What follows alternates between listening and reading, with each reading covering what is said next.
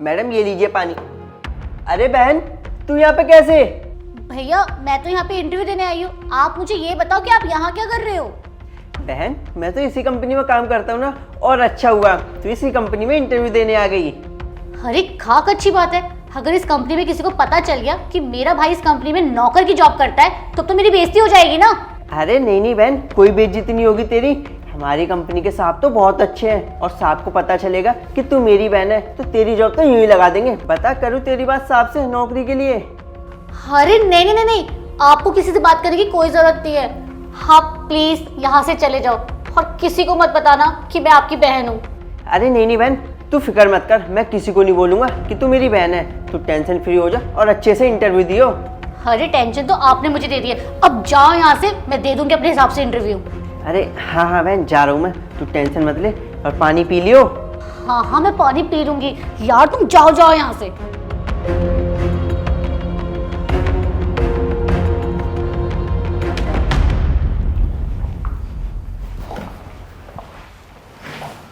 बैठिए। सर ये रही मेरी CV.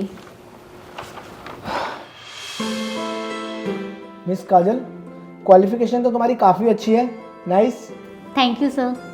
Kajal, if you don't mind, मैं आपका इंटरव्यू लेने से पहले आपसे कुछ पर्सनल क्वेश्चन पूछना चाहूँगा। हाँ श्योर सर।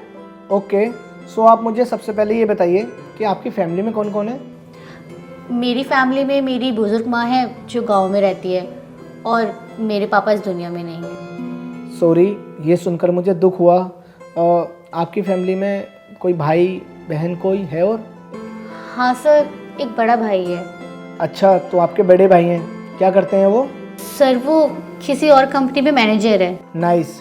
जैसा कि आपने मुझे बताया कि आपके पापा नहीं हैं, तो आपकी पढ़ाई लिखाई का जो खर्चा था वो किसने उठाया? सर फादर के जाने के बाद भैया ने ही सब कुछ मैनेज किया है।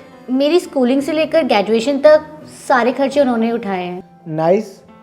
फिर तो आपको काफ़ी प्राउड होगा अपने भाई के ऊपर। हाँ सर, क्यों नहीं। अच्छा, तुम यहाँ से जा सकती हो, क्योंकि मुझे अब तुम्हारा कोई इंटरव्यू नहीं लेना। हमारी कंपनी को तुम्हारे जैसे एम्प्लॉय की कोई ज़रूरत नहीं है। पर सर आप ऐसा क्यों बोल रहे हैं? आपने तो कहा था कि मेरी क्वालिफिकेशन बहुत अच्छी है, तो आप मुझे ऐसे कैसे रिजेक्ट कर रहे हो? आपको रिजेक्ट इसलिए नहीं किया जा रहा कि आपकी क्वालिफिकेशन में कोई कमी है। आपकी क्वालिफिकेशन तो काफ़ी अच्छी है, लेकिन कमी है आपकी सोच में। सर आप क्या कहना चाह रहे हैं, मैं समझी नहीं। समझाता हूँ। जिस भाई पर अभी तुम प्राउड फील कर रही थी ना, थोड़ी देर पहले मैंने तुम्हें उनसे बात करते हुए देखा था। किस तरीके से ट्रीट कर रही थी तुम अपने भाई को।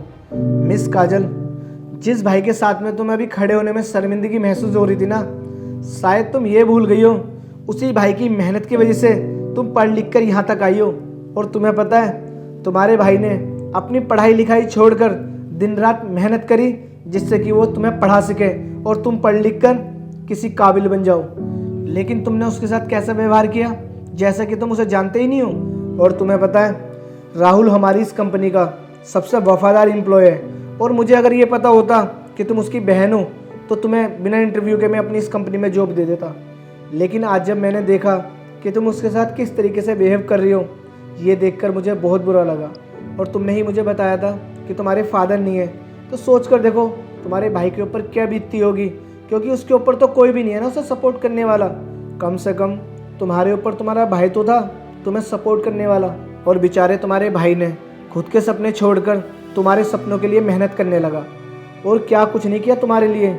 और जब आज तुम इंटरव्यू देने के लिए आई हो तो तुम्हें अपने भाई को देख कर शर्म आ रही है। कल को अगर तुम्हारी जॉब लग गई तो तुम तो अपने भाई को देखकर पहचानने से ही मना कर दोगी। अरे काजल, तुम्हें तो शर्म आनी चाहिए तुम्हारी ऐसी सोच पर। सर मुझे माफ़ कर दीजिए, मैं बिना पूछे अंदर आ गया। सर मैं बाहर खड़े होकर सारी बातें सुन रहा था तो मुझसे रहा नहीं गया। सर ये मेरी छोटी बहन है, इसने मुझसे जो भी बोला वो नादानी में बोला, पर सर ये दिल की बहुत साफ़ है। और सर इसने जो भी मुझसे नादानी में बोला, सर उसके लिए आप इसे माफ़ कर दीजिए। आप इसे जॉब से मत निकालिए प्लीज़ सर, इसे जॉब पर रख लीजिए।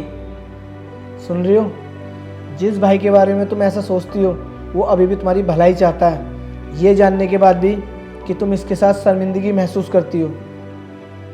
कल से ऑफिस आ जाना, और ये जॉब सिर्फ और सिर्फ तुम्हारे भाई की वजह से तुम्हें मिल रही है। और एक बात मेरी हमेशा याद रखना, कोई भी काम छोटा या बड़ा नहीं होता, और ये तुम्हारे बड़े भाई हैं इनकी हमेशा इज्जत करना। जी sir, I am really very very sorry. और भैया आप भी मुझे माफ़ कर देना।